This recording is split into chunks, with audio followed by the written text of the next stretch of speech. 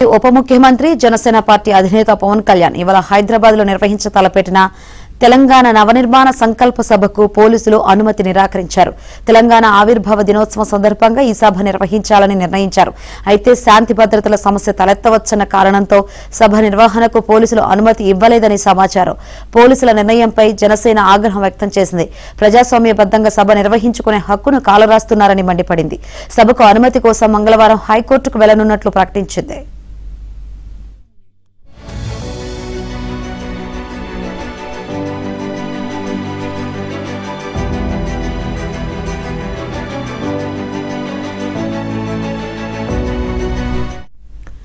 పవన్ కళ్యాణ్ హైదరాబాద్ లో సభ తలపెట్టడంపై కాంగ్రెస్ మండిపడింది. గతంలో పవన్ కళ్యాణ్ తెలంగాణకు వ్యతిరేకంగా మాట్లాడారని, అందుకు ఆయన ముందుగా తెలంగాణ ప్రజలకు క్షమాపణ చెప్పాలి, ఆ తర్వాత సభ పెట్టుకోవాలని డిమాండ్ చేసింది. తెలంగాణ రాష్ట్రం ఏర్పడినందుకు 11 రోజులు అన్నం తినడం మానేశానని బహిరంగంగా చెప్పి తెలంగాణ ప్రజల దిష్టి తగిలి కోనసీమ కొబ్బరి చెట్లు ఎండిపోతున్నాయని విద్వేషాలు రెచ్చగొట్టేలా మాట్లాడిన పవన్ కళ్యాణ్ ఇప్పుడు నవనిర్మాణం పేరుతో సభ ఎలా పెడతారని రాష్ట్ర రవాణా శాఖ మంత్రి పొన్నం ప్రభాకర్ ప్రశ్నించారు.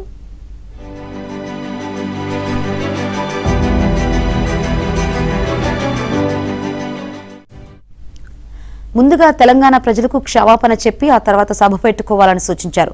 బీజేపీతో రేట్ ఫిక్స్ చేసుకుని తెలంగాణలో పవన్ నటన మొదలుపెట్టారని మండిపడ్డారు. మోదీని మెప్పించడానికి ఇక్కడ సభ పెడుతున్నావా అని ప్రశ్నించారు.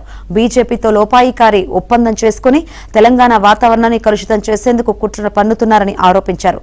తెలంగాణలో నువ్వు ఉద్ధరించేది ఏంటి? మీ రాష్ట్ర ప్రజలు ఇబ్బందుల్లో ఉన్నారు, ముందు వారిని ఆదుకో అని పొన్నం సూచించారు. బీజేపీకి తెలంగాణను తాకట్టు పెట్టడమే మీరు స్థాపించే నవనిర్మాణమా అని ప్రశ్నించారు.